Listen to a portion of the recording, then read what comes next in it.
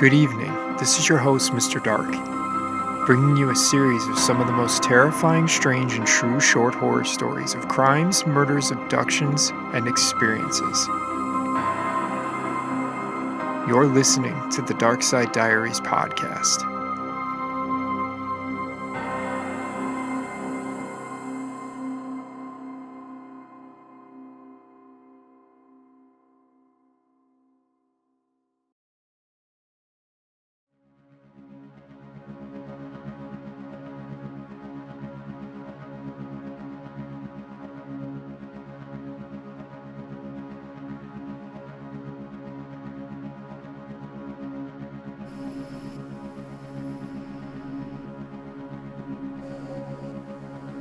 The Candyman Murders.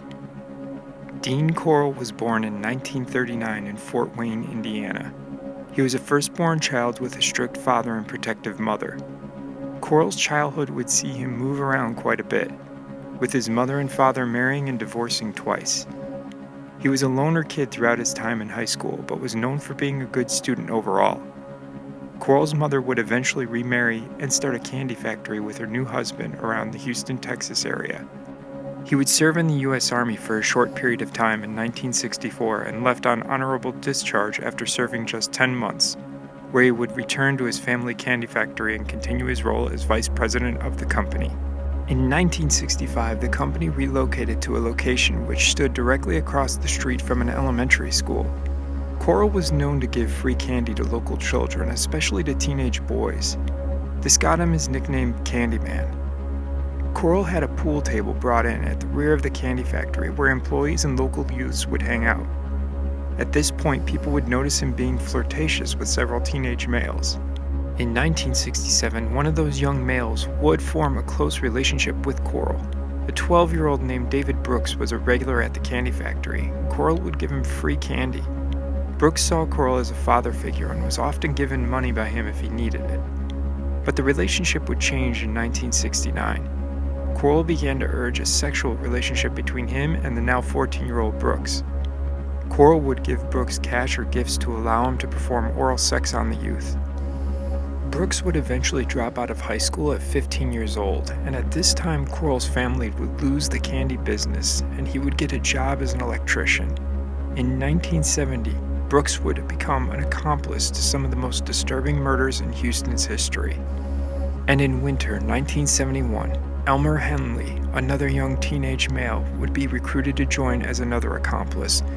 Between 1970 and 1973, Corll is known to have killed a minimum of 28 victims, but possibly a 29th one as well. All of his victims were males aged 13 to 20, but the majority were in their mid-teens. Most victims were abducted from the Houston Heights neighborhood. Brooks and Henley were offered $200 for any boy they could lure to Corll's apartment, an enticement they accepted.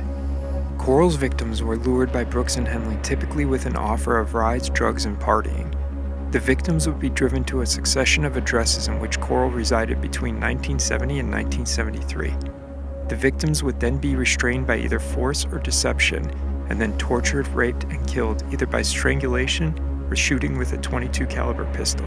Brooks stated Henley was especially sadistic in his participation in the murders committed at Schuler Street in 1972. Before Corll vacated the address on June 26th, Henley assisted Corll and Brooks in the abduction and murder of two boys named Billy Balch and Johnny Delhomme. Brooks confessed that both victims were tied to Corll's bed, and after their torture and rape, Henley manually strangled Balch and shouted, "Hey Johnny," and shot Delhomme in the forehead with the bullet exiting through the youth's ear. Delhomme then pleaded with Henley, "Wayne, please stop," before he was strangled.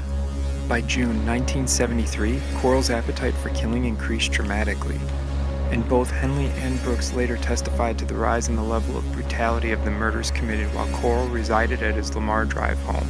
Henley later compared the acceleration in the frequency of killings and the increase in the brutality exhibited by Corll towards his victims of being like a bloodlust, adding that he and Brooks would instinctively know when Corll was to announce that he needed to do a new boy, due to the fact that he would appear restless, smoking cigarettes and making reflex movements. August 8, 1973, Henley would go to Corll's home accompanied by 19-year-old Timothy Curley and Henley's friend 15-year-old Rhonda Williams at 3 a.m. Corll was extremely angry that Henley would bring a girl to his house and told him in private that he had ruined everything. Henley explained that Williams had argued with her father that evening and didn't want to go home. Corll seemed to calm down and offered the trio beer and marijuana, which they partook in drinking and smoking it, as well as Henley and Curley sniffing paint fumes. After approximately 2 hours, Henley, Curley, and Williams all passed out. Henley awoke to find himself lying on his stomach and Corll putting handcuffs on his wrists. Corll taped his mouth shut and bound his ankles together. Curley and Williams were laying beside Henley, bound with nylon rope, gagged with adhesive tape, and lying face down on the floor. Curley was stripped naked. Corll reiterated his anger at Henley, saying, "Man, you blew it bringing that girl. I'm gonna kill you all. But first I'm gonna have my fun." Threatening to shoot Henley, he was able to calm Corll after a half hour by promising to help with torture and murder of both Williams and Curley if Corll released him. Corll ordered Henley to rape and murder Williams while he would do the same to Curley. Henley grabbed Corll's pistol, shouting, "You've gone far enough, Dean. I can't go any longer. I can't have you kill all my friends." Corll dared Henley to do it and kill him. Henley fired the gun, hitting Corll in the forehead, but the bullet failed to fully penetrate Corll's skull, and he continued moving towards Henley. Henley hit Corll with 2 more bullets. Corll, naked and injured, fled the room, hitting the hallway wall when Henley hit him with 3 more bullets in the back. Corll slid down the wall and he died where he fell, dying by the hands of one of his own accomplices. 17-year-old Henley confessed to his role in at least 28 murders, including 6 slayings he'd committed, and led investigators to unmarked graves throughout the Houston area. Brooks would give a full confession on August 9, 1973. Upon their confessions, the two would lead police to 17 murder victims buried in a rented boat shed, 4 victims buried in a woodland near Lake Sam Rayburn, 1 victim buried on a beach in Jefferson County, and at least 6 victims buried on a beach on the Bolivar Peninsula. Henley is serving a life sentence, and Brooks served a life sentence until he died on May 28, 2020, which was ruled as a COVID-19 related death.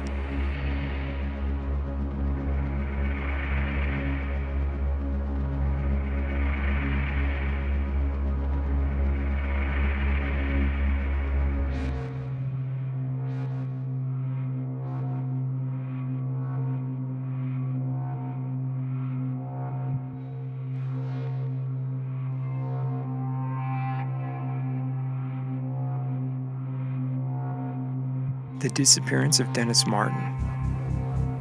Dennis Martin was born on June 20th, 1962. Dennis's family was from Knoxville, Tennessee, and they had a long-standing tradition of taking the male members of the family on a camping trip to the nearby Great Smoky Mountains National Park to celebrate Father's Day. June 14th, 1969, Dennis, being just 6 at the time, was with his father William, grandfather Clyde, and older brother Douglas. They started their trip at Cades Cove, and the group would hike to Russell Field, where they camped overnight. The following morning, they'd hike to Spence Field, a popular camping spot bisected by the famous Appalachian Trail. When the group arrived at their destination, Dennis and Douglas went off to play with other campers nearby. William watched Dennis disappear behind a bush as the group of children were hiding to surprise the adults by jumping out and scaring them. After not seeing Dennis for 5 minutes, when all of the other children had returned to the campsite, William and Clyde became worried and began searching for him. William ran 2 miles along the trail, shouting his name before returning to camp. Clyde would hike to Cades Cove Ranger Station to get help, arriving at around 8:30 p.m. Wild animals such as copperhead snakes, bears, feral hogs, and bobcats inhabited the area with a landscape of steep slopes and ravines. This made the area where Dennis disappeared difficult to search through. A downpour broke out shortly after Dennis's disappearance, dropping 3 inches of rain in only a matter of hours, which washed out the trails and caused streams to flood.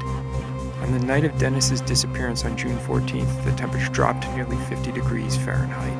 A major search was launched with National Park Service personnel and a separate search by the National Guard and Green Berets. Weather again played a factor, as heavy rains during the first day's search hampered efforts, and a heavy mist the next day. Up to 1,400 people were involved in the search effort, but Dennis wasn't found anywhere. By June 22nd, 56 square miles of ground had been covered. During the massive search, tracks were found from a child who was missing one shoe, and the prints disappeared on the banks of a stream. A shoe and a sock were found 3 days into the search as well. Despite searchers continuing their effort for over 2 weeks, no further trace of Dennis was ever found. A $5,000 reward equivalent to $35,000 in 2020 was offered by the family. They received a number of calls from psychics as well, but nothing ever led to a breakthrough.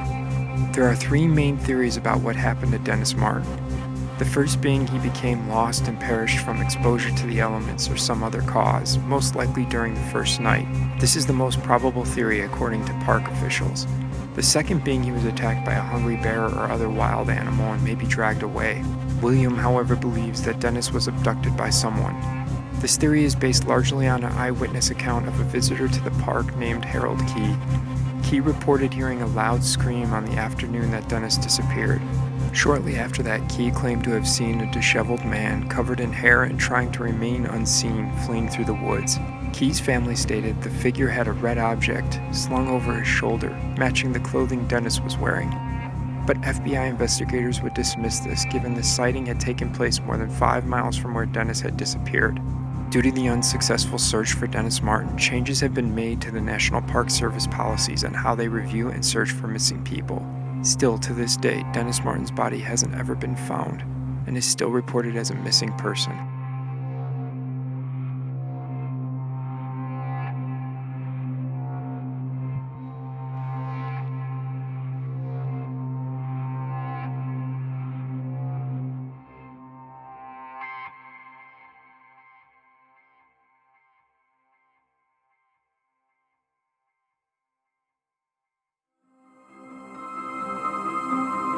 This concludes our episode of the Dark Side Diaries. Please remember to follow, like, share, and subscribe for future episodes.